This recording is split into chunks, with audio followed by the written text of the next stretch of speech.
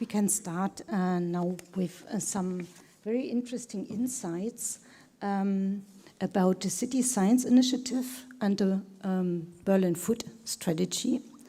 We start with Caroline Nevejan. She's Chief Science Officer of the City of Amsterdam, and she has also some welcoming words and address from Maria Yeroyanni from the European Commission. And yeah, maybe, Caroline, the stage is yours.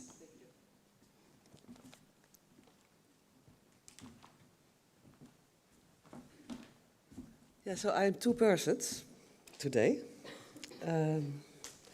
And I will start with the welcome address of Maria Yeroyanni, who was very disappointed that she couldn't come here because she has been following your project for all these years. But the Commission has a new rule for traveling, which means that only the Director Generals will keep on traveling and the rest will all do everything online. So I'm now Maria Yeroyanni, and this is her slides.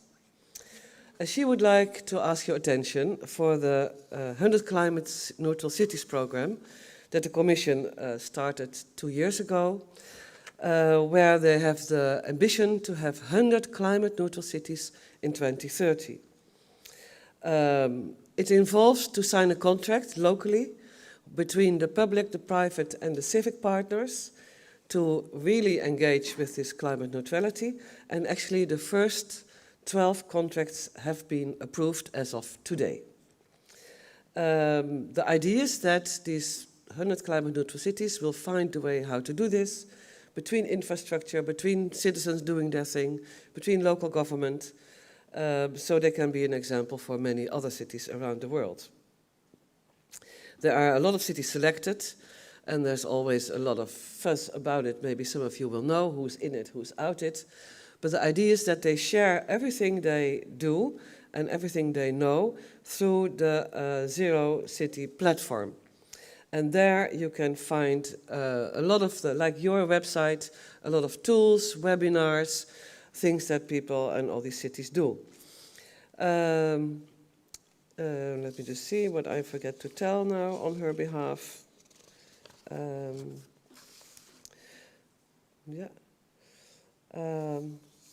And for her, it's really important that to emphasize that the way people make the action plan, the investment plan, and all the commitments, that people share the knowledge how to do this. And with the City Science Initiative, that has also the support of Maria Yeroyanni for several years now, sharing what we do is the most important thing. Because local is crucial, as you all know, but still you can share toolboxes, methodologies. Best and worst practice, most of all, are interesting.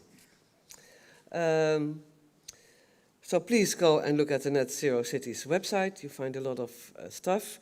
There's a new open call as of 27th of April. Urban greening and renaturing urban generation, resilience, climate neutrality are in the focus of the Commission. Even the digital twins are concerned with this now. So please look at the online portal of the 100 Climate Neutral Cities. This was Maria Yeroyanni. Thank you. Just do a little short.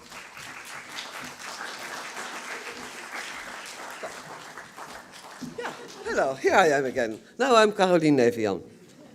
Oh, sorry. Yeah, so I was so interested, and I'm very honored that you asked me to present here today. With your project, I looked at your website. You have so much things you publish there, so many work packages, but they are readable, they're accessible. I was really impressed. But then I thought, why would they want me here, you know? And also, before I saw any of your work today, I have to say something meaningful to you. What is meaningful? I don't know. So, first response of the 100 climate neutral cities that Marie just told about. It's not an easy road. We are one of those cities, and as Amsterdam, we have a very hard time to bring all these things together. What's nice is that nationally our cities work together. People from Rotterdam are here. We worked with Rotterdam, with 8 cities actually in the Netherlands. But what's very hard for us as a city is that we are focused on maintenance. We are focused on local urgency. We don't look very far. As a city organization, I'm both a bureaucrat and a scientist. As a bureaucrat, we just have to clean the garbage every day. We have to make sure the schools work. We have to make sure the traffic works. We have to repair roads. I mean, it's a lot of household business as a city. So we don't know about innovation. Even though we talk a lot about it as cities, it is very hard to implement innovation. And for example, I was involved with the food forest in Amsterdam, in Zuidoost, a lot for 6 years now. You know, we didn't have a little thing you can tick in the database of maintenance of the city for co-maintenance. Yeah? So citizens and city do together co-maintenance. You need to tick a box. We didn't have the box. So our food forest got mown over 22 times. 22 times. It's a lot. Every time, also you have to make new communities. You know, because we don't know how to share maintenance with citizens or with companies, or we just have our own schedules and we just go as a city. Because we have many people to take care of. Also with the 100 climate neutral cities, it's very hard because they focus on scope 1 and 2, and we like scope 3 too as a city. We like to have people involved. So we find, and that's also your project, that universities' collaboration with cities is really fundamental.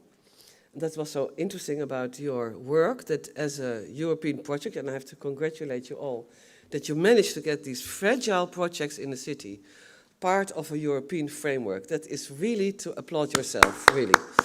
Because, you know, it's a lot of technology research, but to do something fragile as a community garden or, you know, sharing compost, all those things, it's so fragile, and it became part of a very powerful structure, so that's a huge accomplishment. I first will talk what I do, which is why you invited me. So I'm the Chief Science Officer. So I'm all the time between this tension between innovation in the city that we don't know how to do, and innovation in the universities, which most scientists also don't know how to do. So I train scientists to talk to citizens, and I train citizens and bureaucrats to talk to scientists. And there are huge prejudices over each other. Yeah? So all scientists think that people and bureaucrats are quite stupid, that they know best. And all bureaucrats think that scientists are really obsolete, not important what they do, just their own fun. And I have to show that it actually makes a lot of sense when you work together and that you can make impact in the city. So how do we do that? I gather a lot of research, we orchestrate a lot of meetings, we match, we articulate. And I started a platform, openresearch.amsterdam, which is also nice to show you, to give you this link. You can always just find it by searching there. With Maria Yeroyanni, I unpack all the research for cities so that they become accessible for colleagues, because a colleague is not going to read 270 pages. Research, I just say, you work with clean air, just take this one report or these two studies that are irrelevant for you. So to unpack research for civil servants or to unpack research for citizens or social organizations is a fundamental task that scientists don't do enough, that cities don't do enough, and that also social organizations don't do enough. Because we all are too busy, we never have time. You will recognize this. But it's a pity, because if we would go a bit more slow, maybe we could have time to learn from each other. So it's hard also to combine in time science and research, because we have very different procedures, very different ways we act. These are the things that we do. You can read it. And what you see is that when you work in the city as a researcher, and with your Edible Cities project you'll have seen it, it changes everything. It changes the research agenda, it changes your methodologies, how you measure, what you measure, how you publish, what kind of solutions you come up with. And that I liked very much from your work, that you publish all these solutions. You publish your indicators and also the indicators you don't use. So with people in my role, CSOs, City Science Officers, we came together and we started this City Science Initiative as a catalyst for change in cities. Many cities, as you see, and we did a lot of experiments. Also, it was during Corona, part of it. Every time a city would host a challenge, whether it's mobility or circularity or all those things that you do too. And we found, of course, there's a lot to do. We map how we work. We all work very different, but we do the same things. So we have different names for doing the same things, which I'm really curious about your model, but that also comes out of you with this, well, it comes later, your model, you know, from follower city to element city. That's a very big thing, how to do that. Because this is a very nice picture about scientists that don't make reference to each other. We all are in our own bubble. And we found that design in the middle is actually a very important bridge between policy and research. Because in a city, you need real solutions, you need things that work, interventions, and without design, that doesn't happen. We spoke to the Commission and we said we really want more attention for the cities, which why we have now a lot of city calls, which is nice. And we spoke to the commissioners and they said, yes, that's very important with all the mayors and all the commissioners. And then we said, okay, if you do it, what do you need to be able to do it? And you need to create an ecology in a city. And that ecology has to be able to make blueprints for messy cities. I once had a meeting with 8 energy professors. They said, no problem, energy transition. I know how to do it. Here's your blueprints. I said, yeah, but you assume that we own the soil. We don't. Well, then our blueprints don't work. Also, make a blueprint for when you don't own the soil, when you cannot tell people what to do, when you cannot change behavior. So messiness is a starting point for research when you work in a city. And also incommensurability, that you don't share fundamental insights with each other. It's different kinds of knowledge, disciplines, stakeholders, experts. It's always very complex, which makes it great, but which makes it also very hard to sustain. The emerging communities of practice between research and citizen organizations and policymakers are in our city very important, and I think that also comes out of your project. So what we say, we need shared values, we need certain dynamics that you have to organize. It's not, just doesn't happen by itself. You have to really put an effort to make these dynamics happen. And for that you need certain organizational elements. So for example, research capacity in the highest management of the city is very fundamental to be able to innovate at all, because they have to be willing to take risks. You need formal agreements, structural collaborations, temporary. Data, huge issue, I saw that's also one of your big issues, networking catalyst, and you have to publish what you do, which is really fundamental. So now we come to your work. I don't know how I'm doing for time. How am I doing for time? Fine? Yeah? Good. So I loved your, as I said, your nice things. And this whole model from follower city to edible city, these transition pathways, I was really interested in that. I also saw that you came to the conclusion that it's very dependent on a local context and that you will best build on things that are already happening. And that's also a very big experience we have in Amsterdam. We make a climate contract now for these 100 climate cities based on the work we already do. And it sounds like it's not innovative, but you cannot do something new if you don't honor the old. The new is always standing on the shoulders of the old. But it's a very big misconception in many innovation theory that we don't put enough emphasis on the old, that you need to be able to do the new. It always has to be connected. So I thought that's a very nice conclusion from you. Then I thought very nice how you make this model, this from system to scenario to transfer. And you also were very concerned with measurements, which I like because I'm also working as a scientist with data. And what I really appreciated that you not only say the measurements you like, you also told us what you're not going to use and why you're not going to use it. And that list is much longer, actually. But it's interesting that you do. And then this was quite shocking for me. Because edible cities, like the food forest in Amsterdam too, we talk a lot about it, but then in the end, when you really analyze what you do and what is the effect on the food production in a region, it's mostly gardening that we do. And the gardening, you do a lot, especially 2 cities I saw, Carthago and Montevideo. They also do a lot with compost and with conservation. But the food production that we can all eat is not on the agenda.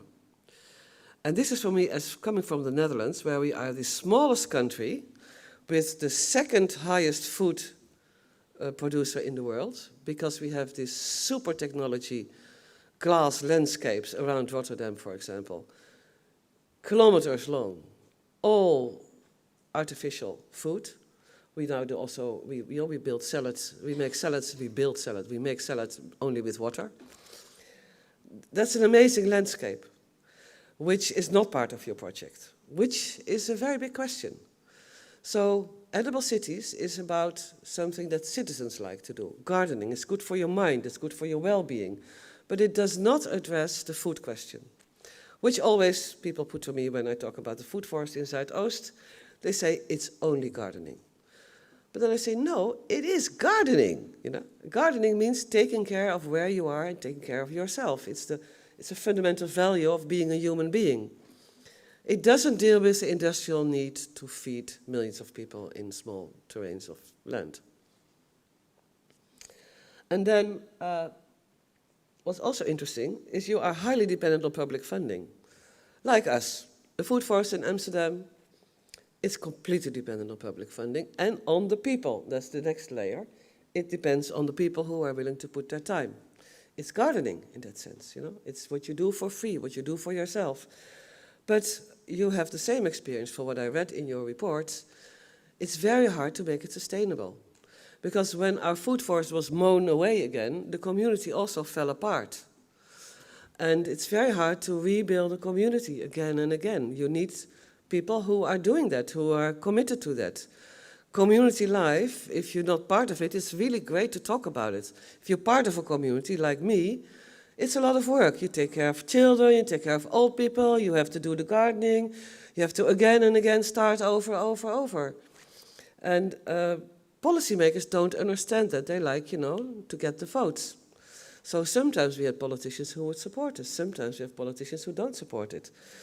So there is a very big issue that gardening, which is important for us, is dependent on public funding. So it's dependent on politicians who come and go. And then what's very nice, and I agree very much with that, your big result is education and social cohesion, which is what every politician wants. But somehow it is 2 or 3 steps too much to understand for them. It's not easy. It's not a one-stop shop, you know? One-stop shop, that's the word. It's not a one-stop shop. It's a complex shop. So how do you communicate this? Very hard. And I was triggered by this sadness. Oh, what happens now? Oh, here something happened. Can you look? Something happened here. I was just taking a moment about the sadness or the angriness or the impossibility that comes with doing communities. Thank you. Yeah. Working in communities and gardens, you walk against this wall of people don't understanding, this wall of no finance, this wall of no political support, this wall of that the same kilometer that you can make vegetables is worth €1 million for, for someone else to build a building that you cannot eat or live on or doesn't make clean air. So that sadness leads us to always look for new models for sustainability. And there is a new instrument that I would like to spend the last 5 minutes on, which is the ESG, Environmental Social Governance. As of 1st of January 2024, all companies are required not only to, on the left side, to do accounting for their money, how they spend it. They also now have to account for what is their environmental footprint, what is their social impact, and what kind of governance do they do. This is a new law in the European Commission. This is a new standard for international business. It means that all the big companies who are on the stock exchange, they will have to do a report like this. Will they have access to money? All the big hedge funds all have to comply now. So this is a game changer. This is very interesting for us with our community gardens because companies now come to the city and say, we want to make social impact. What can we do? One of the things they can do is support our food forest, our community center, our youth orchestra. And so we are now working on how, as a city, this social return, we claim, so all the big consultancy, like for example, PricewaterhouseCoopers is hiring 100,000 people for this new ESG reporting. The consultancy firms are completely ready to take over the market. But we now say, with Berlin and Amsterdam, we think that as cities, we can actually make a difference here. We know about social impact. We know what the social agenda is. And with the universities, with the city science officers, we can make neutral assessment of quality and assessment of what they actually give to us as social impact.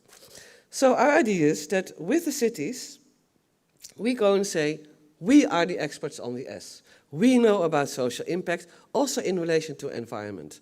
So edible cities, huge value for education, huge value for social cohesion, dependent on public money, now has a new source, which is ESG rating of companies in your neighborhood. They need to get the rating. And as a city, you can say, you do it with us, and then we will give you the rating. And then, anyway, we made a model. We're not there yet, so we want to ask you to engage with us. We only found out half a year ago, so very quickly between Berlin and Amsterdam, we have put things in place. And we now do this here you see how the ratings go, you know, all those issues, and then in the end you get a rating. We say we bring civic society, private sector, and public sector together. And this is the model what we think will work. You have the private sector, they come to the ESG hub. We now think it is maybe the city science office or something. Where you say, okay, this is the menu. Would you like to do the youth orchestra, the garden, or whatever do you like? Then we make a partnership, and we also agree on how we will measure the impact of what the company will do. Maybe they hire people, you know, community leaders. Maybe they hire teachers. Maybe they give a piece of land that they have anyway. I mean, the menu can be quite diverse. It can build upon your experience. You have all the data to show your impact, which is very cool, that you are very well positioned to do this. Anyway, we make the partnership, we measure, and then we give them the stamp that they can take to the ESG rating with the big consultancy firms. That's the idea. And so we think that policy, culture, private and local communities can work together here. This is the Berlin slide. This is the Amsterdam slide where we think there's a lot of business. And in the next 3-4 months, we're going to do a collaborative learning, like you did yourself, to understand what the framework is, how we as cities can do it. So we start 30th of September with an online meeting. This is we do ideation, we go on. And this is on Open Research. You can find the work that we did already. And I like to invite you to join us with your city. So this ESG framework can be a next step for edible cities. Make sure you get the right companies to support you. Thank you.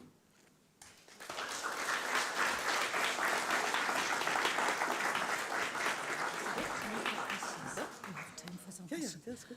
We have time for questions, and I would like ask Jose, maybe if somebody wants to ask or comment. Thank you for this nice. Thank you for this nice presentation. Thank you. Hello. I'm from Krakow, and I'm really glad to hear your presentation because it confirms what we actually do in Krakow since 2016. We call it sponsorship packages, and it's exactly what you mentioned. We collaborate with companies who support Krakow's greenery. Could you join us in those 3 months research? Because we are gathering all these practices. Like in Amsterdam, we have a bureau, social return. Berlin has a tourist board who does things. So we have, would be very nice if you join us and present your work. I represent Krakow Municipality Green Spaces Authority. So it was a challenging way for us to start the collaboration because of the bureaucracy, as you all can imagine. Yeah. And it works, and we treat it also as a sort of education and engagement because the workers of those companies are also our citizens. So it works both ways. Yeah. So, but you now can give them, the companies will need a certificate from you very soon. as of 24. Yeah. So that's a new thing. How are we going to do the certificates? Yeah, then that's really new for me, the idea of measuring the impact, and I think that will be also important for them, not only be visible in the space that they were like committed to the green spaces, but also what was the real impact of that. Yeah, I left a letter at the information desk if you want to participate. All the details are there, and also the research program. So we do it till December, because by then we like to have a framework.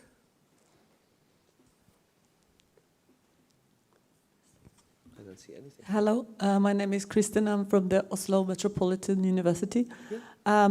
I think this sounds like a great initiative. I just wanted to ask, how can you prevent the sustainability washing? Yeah, it's always, you know, the big five are looking for new business opportunities and ideas to package ways of measuring things. And, you know, the KPIs do not always capture the real value in its, like, in a holistic sense. Yeah, we are very aware of the greenwashing, which is why we say as cities, together with a local university, we can provide real impact figures. Because we, as scientists, we know how to measure. That's what our business is, how the methodologies are, how to do it, quantitative or qualitative. So we think in the collaboration between the local government and the local university, you can offer an alternative. Greenwashing is definitely there, but we try to, well, that's why our effort is to get a position for the cities, together with the local universities in this new landscape. Yeah.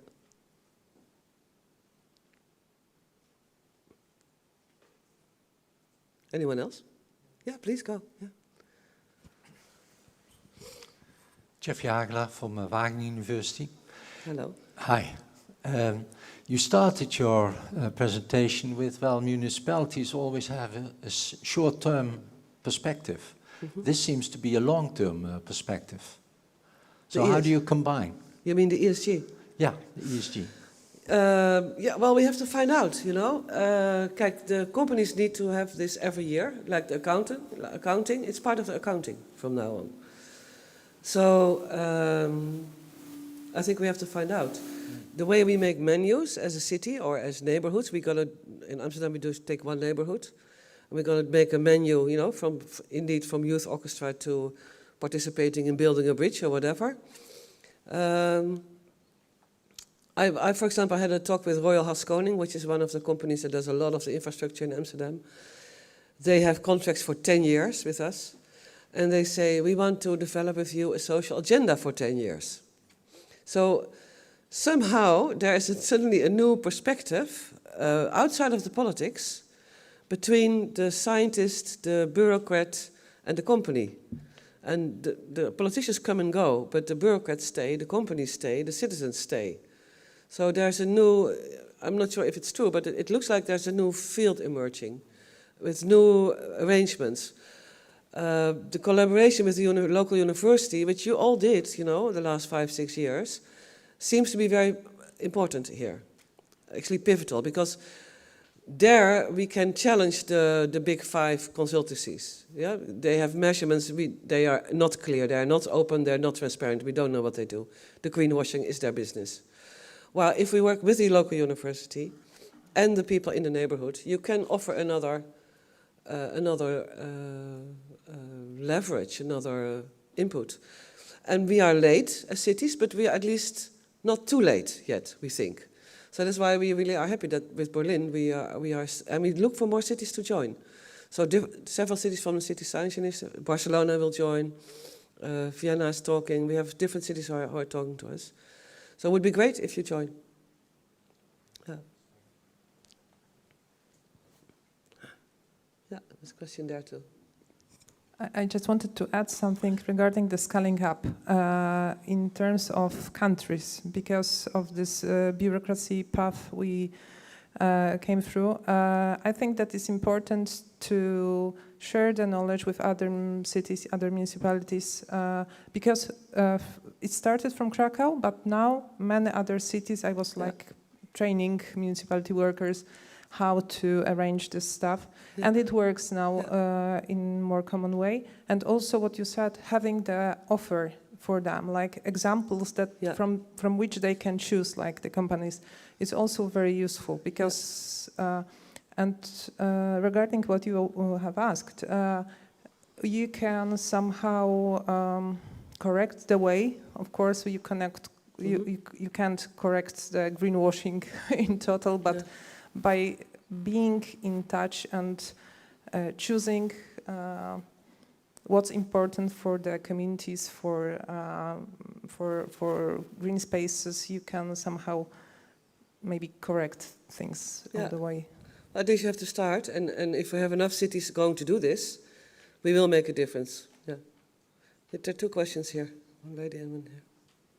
In the front here. And, It's going to be out of live for a moment. From Rotterdam. We're not from the municipality because, you know, we made this collaboration of all the green initiatives, and I'm wondering if the municipality of Rotterdam is involved, and since the Netherlands is such a small country, shouldn't we make like a nationwide concept about this? Yeah, but the 100 climate neutral cities, we are working together. Yeah, but And we hope that you also join on this one. of course, of course. Well, we just started. We just started, and we do it like a quick collaborative learning. We have 3 months to learn it. It's quick. We start Wednesday, next week we start. Yeah, great. And then we have, years to come to get experience, but we do a sort of catalyst movement. Yeah, okay. Fire starter, great. Yeah, here you are. I just wanted to ask, because I come from a very small city, but we have established a regional program now for energy autonomy. Would you accept a region? Of course. Yes. We think if you talk climate neutrality or circularity, it's always the region. It's never just the city. Exactly, yeah. It's always the region. We call it also the urban regional research ecology. It's always including the region. Yeah. This would include 2 small cities. And yeah, of course. many Yeah. municipalities. Very nice if you join. Yeah. So what we want to do is like gather stories, like Krakow says, we do it like this, maybe do it like that, and to understand what is our option, so that we can have a position at the beginning of the year. Good, thank you. You're very welcome. So the letter is at the information desk. Yeah. First, was there somebody before me? Yes. Okay. Hi, I'm Paul. I'm also from Groeneltien in Rotterdam. We're a bunch of initiatives working together, so we're not municipality. So I was wondering, that's a fourth element in a way. If you talk about setting agendas, we in Rotterdam, we are an independent party, if you will. Yeah. Talking together with the municipality and also setting the agenda. So how would you fit a group of initiatives, or how do you see the role of initiatives themselves if they organize? Well, I think you can help to make the menu. You can be on the menu. You can be eaten. You're an edible city. You will be eaten. Yeah. No, you're gonna make the menu, but I mean that's what your role is. But I think you're not in a position to give the certificate. But I think as a city, but we also don't know how to do it as a city. But as a city, with the university, you can have the authority because you are public and you are under democratic rule. You can give a democratic, validated score of impact.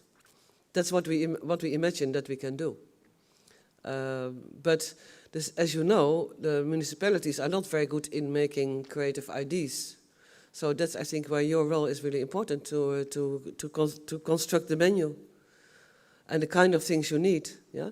Sometimes a community center needs a homeschooling teacher to be paid. Sometimes you need to get land. Sometimes you need, whatever. Yeah. Anyone else? No, that's it, I think. Caroline, thank you. Okay. So there will be a lot of opportunity to talk to you in the coffee break. And thank you for this nice initiative. And yes.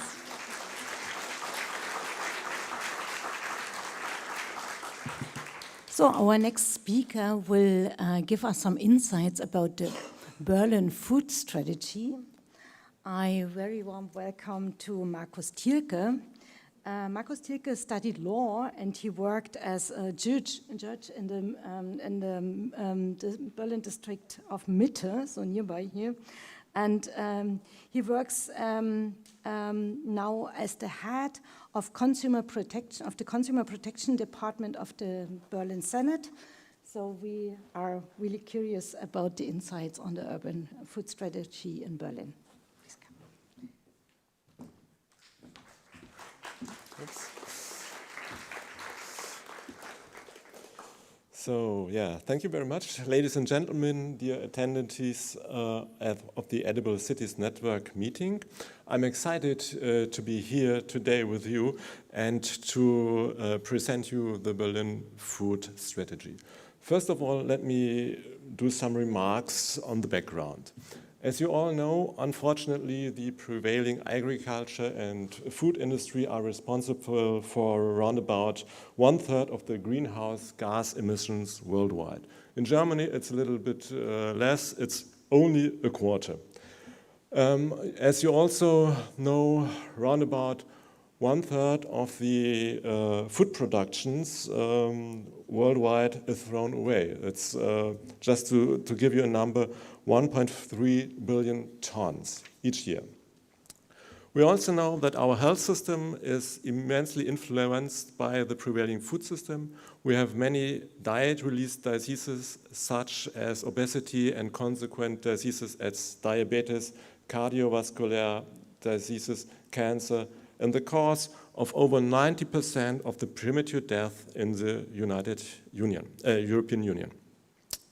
In Germany alone, we have costs around about of 70 billion euros each year because of these diseases.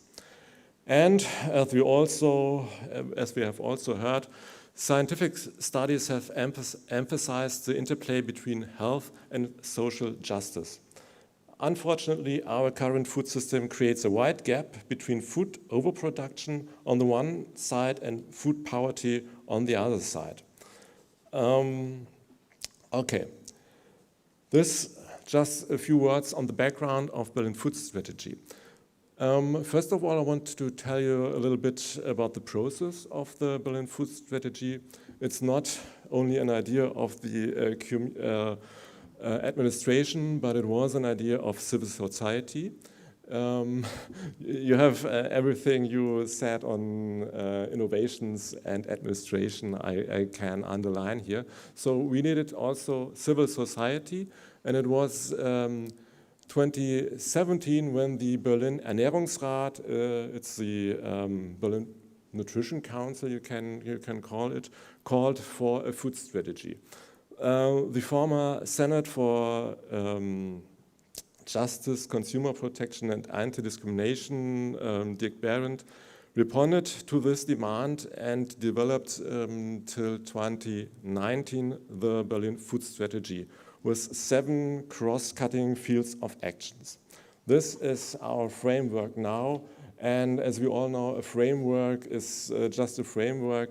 On all the points I will present you, we all know that we can do more, that we could be better, but it's always just the problem of beginning, and yeah, we try to make the food strategy better, but it's really not easy. So the first action field is a sustainable community catering. Here we have our lighthouse project, Kantine Zukunft, it's Canteen of the Future. Following the Copenhagen Marthaus, this project advises canteens.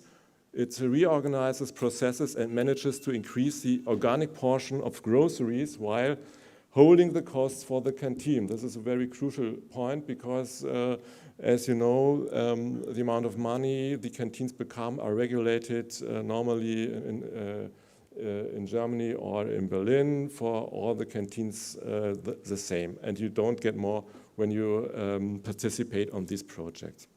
Crucial for this project is that trainers are at eye level with the canteens. All our trainers are cooks who already worked in canteens and know the problems of daily canteens workings. We started the project in the second half of 2019, and up to date, around about 50 canteens received this training. The project is at least will be continued till 2028, and we look further to continue it as well, but 28 is the current end of the project. The next action fields targets the support of regional value chains. For this, educational projects such as Where Does My Food Come From were implemented. A coming step is the implementation of the newly developed quality seal for Brandenburg agricultural products. As you know, Berlin is surrounded by Brandenburg, and when you want to get regional food, it comes from Brandenburg mainly. The challenge here is to establish the use of this quality seal in respect of European procurement law, which, as you might know, forbids direct and indirect discriminations of applicants because of their origins. But we also hope that European community announced a new procurement system regarding to the Green Deal from the farm to fork strategy. So they want to privilege regional food, but it's just a plan. It's not the current procurement law. The third action field is promoting innovations. Events like Next Organic Berlin Fair for Organic Food support startups in their establishment and networking. And even at the Internationale Grüne Woche, we try to promote local startups in Berlin. The fourth action field is a very important one in regard to edible cities. Lively and productive neighborhoods are being enabled and encouraged. Here we support not only community gardens, as Mr. Machulik mentioned, and allotments, but also Lebensmittelpunkte. It's difficult to translate because it's a play on words. Lebensmittel is food and Mittelpunkt is center. So we concentrate here on socially disadvantaged neighborhoods that Mr. Machulik already mentioned. And we try to establish these Lebensmittelpunkte in nearly all of these neighborhoods. Here, regional and saved food is being collected and distributed, and as well prepared and eaten together. We also have special programs, special projects for people with a migration background to address them, but also to collect their knowledge even on cooking, because as you know, there are very different ways of cooking, and you also can use this this very good. The measures of the action field food education aim to raise awareness among people of all ages about conscious food decisions. The Berlin Food Strategy offers educational projects for all ages, beginning at the kindergarten. And related to this, I have to mention the sixth action field. It's reduction of food waste. Here we also have educational projects for people of all ages, even beginning at the kindergarten, and we try to establish food distributors in public institutions, which is not easy because you have also to obey to EU law regarding safe food. The last action field is that the administrative sector is a role model.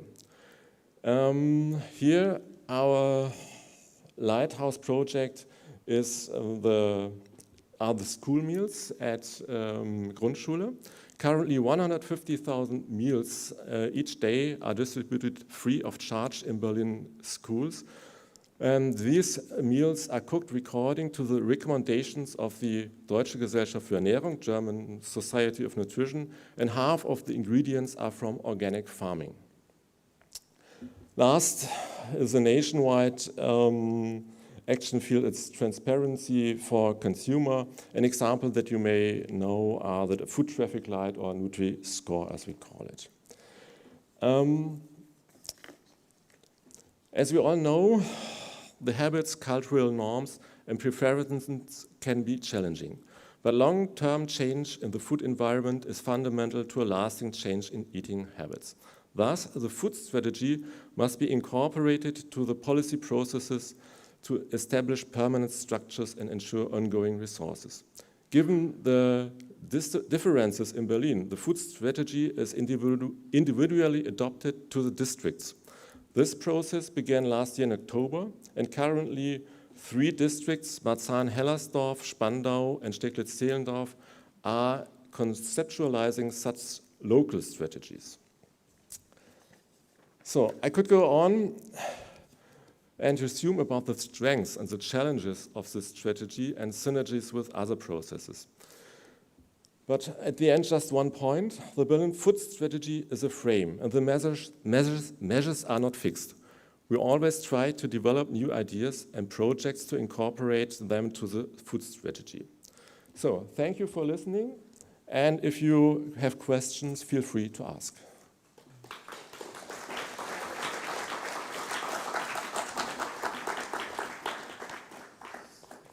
So we have time for questions.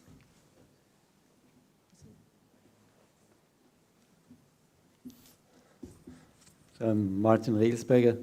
I'm a water engineer working on closed loop systems, and I was happy you mentioning the waste reduction, food waste reduction.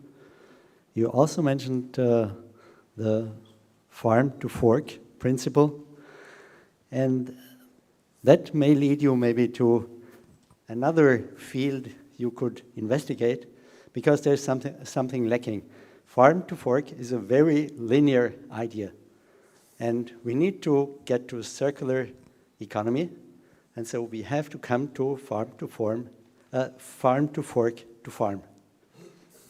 And the way we do it is open, but we need to work at it, and we need to work out ideas how this can be achieved. And I would invite Berlin, if they have all these reflections, to think about it and to start and working about it. Thank you. Yes, from farm to fork to farm is a big problem, even in cities. We had, I think Caroline mentioned in one of her slides, compostation. And we have in Berlin the problem in smaller cities. You have, when you have the rubbish, you have the brown tons where all the food that can be composted will be thrown back. But that doesn't work in big cities because people don't know how to go with it. They put plastic bags into these, and so that is a big problem for us. So there in the big cities, yes, it should be, we think about it, how to get back to the farms, but it is very, very difficult in big cities. It's maybe a little bit easier when people are in smaller countries where people have more contact to agriculture and to gardening. I'm sure there are big problems, but the fact is that we need to go to it. We need to achieve it. Yeah. Farm to fork to farm. That is a necessity, and it is not. We don't know how it can work, yeah. Or we have few ideas, and we know there is many problems. We don't need to go into them right now, but we have to solve them. Yeah. That is the fact. We have, and it's just an invitation for you to work in this field too, to add it to the other parts of your council activities. Yeah.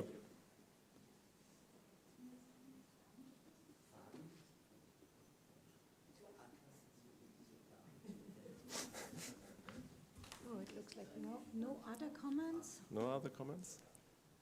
Over there. Yeah. Hi, Ruth Smart from England. When you described your food strategy, you said it was a frame and not a fixed measure. So there's flexibility in there for people to change the actions that they might take.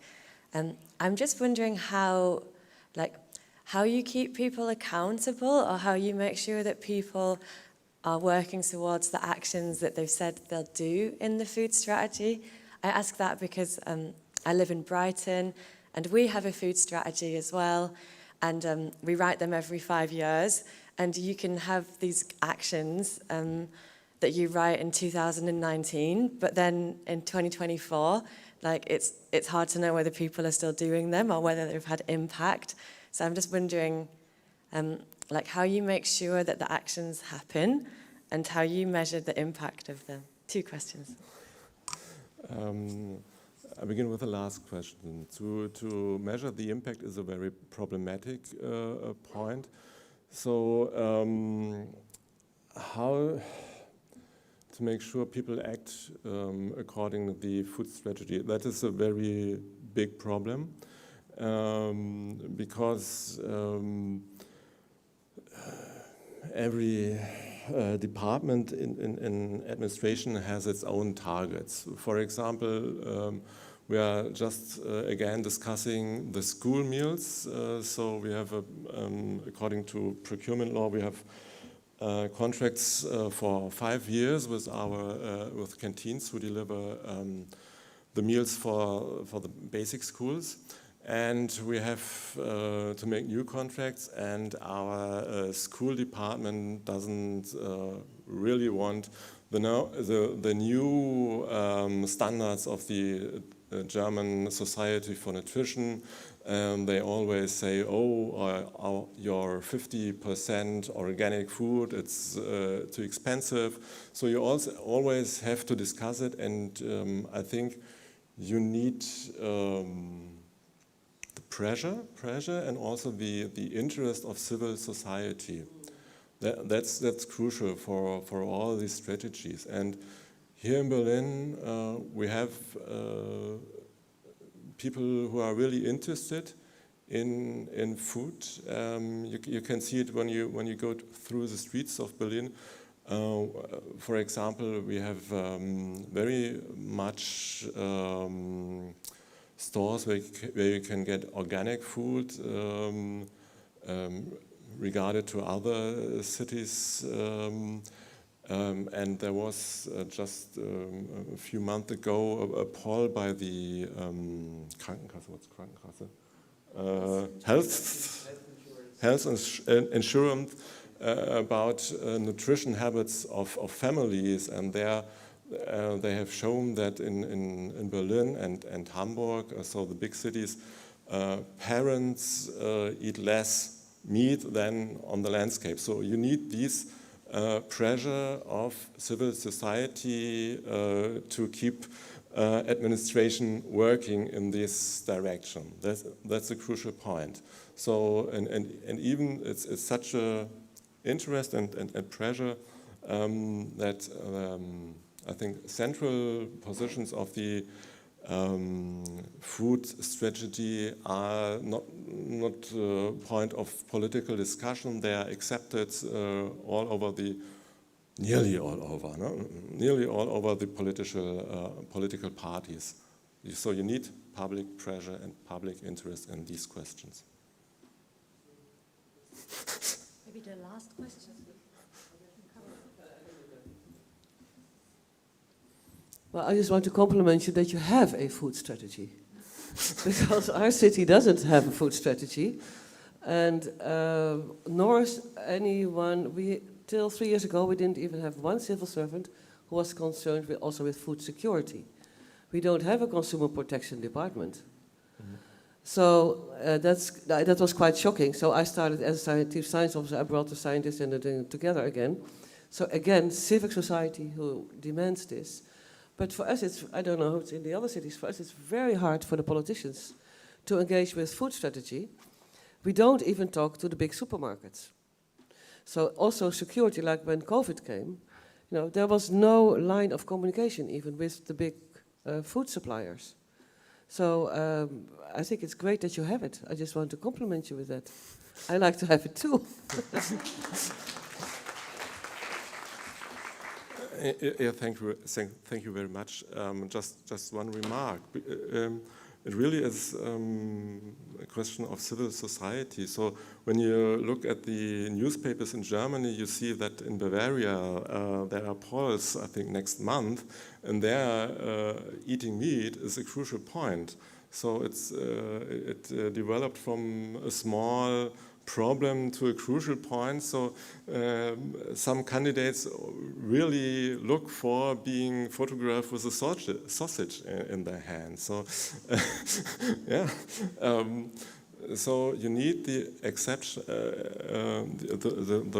the pressure of social society to change the food system of a city.